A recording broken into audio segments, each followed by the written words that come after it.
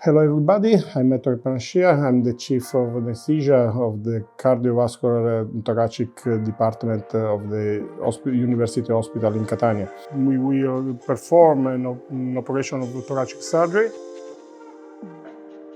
The patient is a 64 years old man. He had a brain trauma some years ago during a working day, and he has got an ischemia.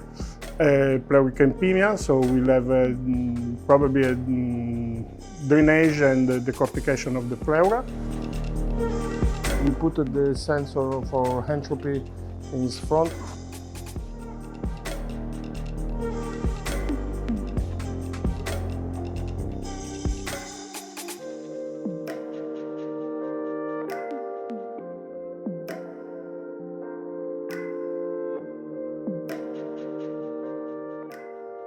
And we put the sensor for NMT.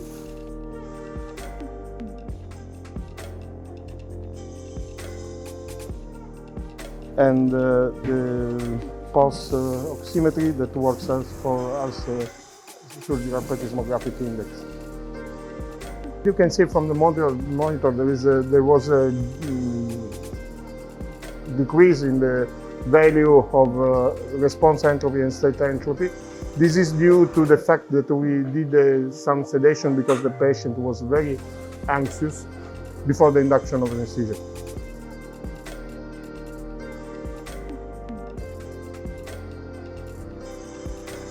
And we did just a little quantity of fentanyl. This is the reason why he's on 16 on surgical plethysmographic index. He's not feeling any pain at the moment. We have a baseline of 18. Now I'm going to administer rocuronium. As you can see, the response entropy and state entropy are going down, as you can see from the line. And we are going to measure the train of 4. Now we have 73% of ratio, top ratio.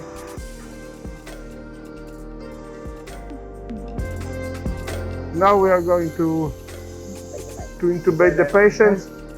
And as you can see, the patient is not feeling any pain.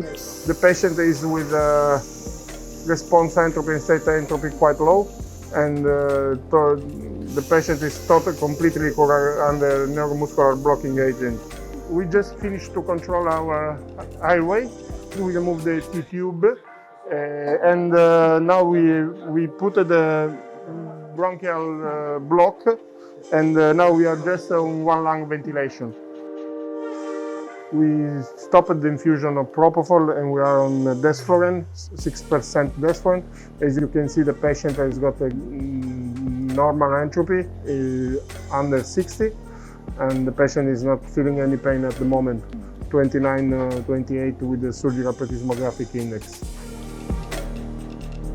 We are going to now perform an S block, a rectal spinal block. This helped us to control the pain during the operation. You can see just a little increase in the surgical plethysmographic index because we are going to perform the block. That's obviously natural. After we did the block, we had a value of a surgical plethysmographic of about 30, and because the patient was completely without any pain, the block is going to work. And now we have got the increase in surgical plethysmographic index because the thoracic surgeons are going to remove the drainage that the patient has positioned some days ago. This is the reason why we have an increase from the baseline of our surgical plethysmographic index. As you can see from the trend, here there's been an increasing of this surgical plethysmographic index, but as you can see, the cardiac heart rate does improve. This is the reason why we can consider as a good indicator for how much pain is feeling the patients.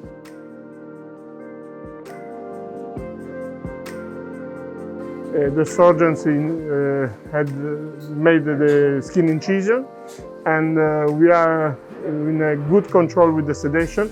Just a little low value, but it's normal. And our rectal spinal block is working perfectly. As you can see, surgical plethysmographic index is 38 at the moment, in the range. And the patient is under deep neuromuscular blockade. And we have no infusion of opioids at the moment. We have also only desflurane infusion. And so everything is, all the pain is controlled by our block. This is very important because we are not so sure if the block is working. Surgical plethysmographic index is telling us that everything is fine. We don't need to add any other drugs like opioids at this moment. The pain of the patient is completely controlled by our block.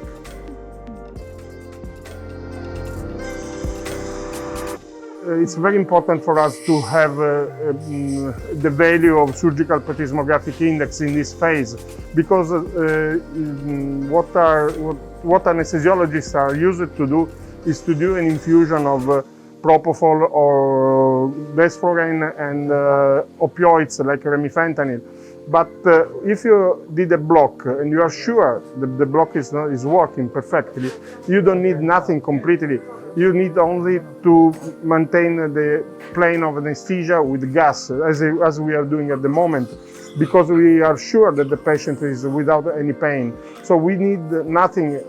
This is the reason why using this system, this indicator, surgical plethysmographic index, help the anesthesiologist to do not overuse opioids or other sedatives or other anesthetic agents during the maintenance of the anesthesia.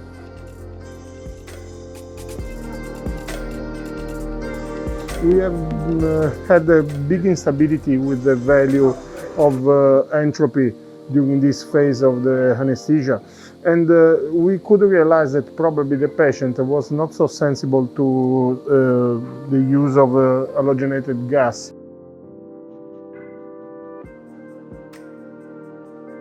And so we decided to start an infusion of propofol. We stopped completely the desflurane, and now we are going to use only propofol.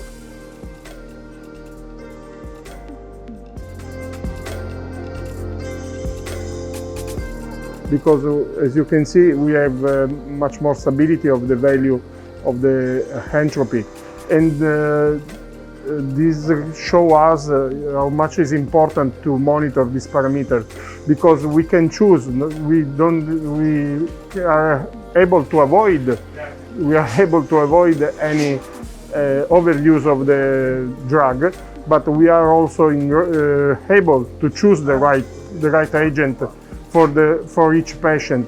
This permits us to have a tailored anesthesia. What we could learn with the use of adequacy of anesthesia, and what we could learn from the interpretation of these parameters, is that every patient has got a different response to each drug we are going to administer to him.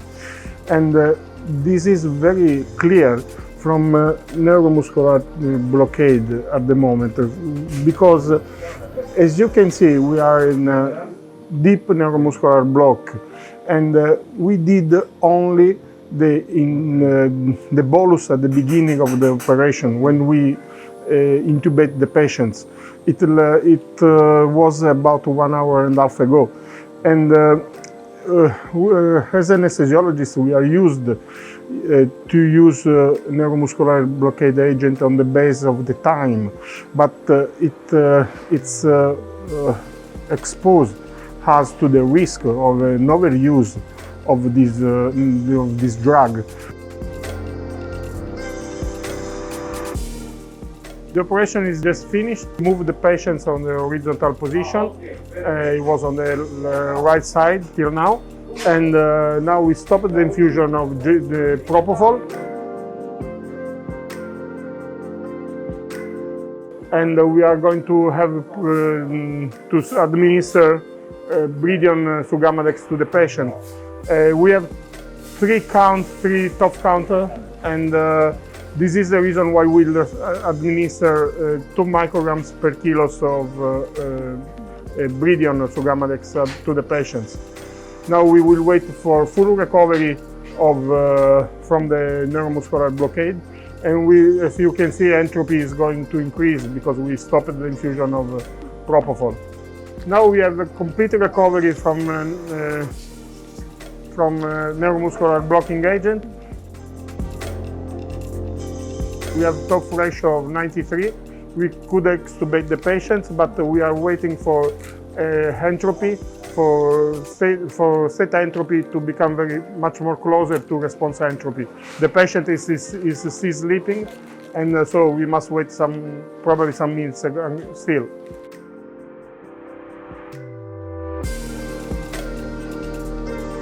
We extubate the patient because as you remember, the patient was on a T-tube. So now we are going to put a tracheal cannula instead of the T-tube he had before the operation. Small difference between response entropy and theta entropy. The patient is awake, and we finish the operation.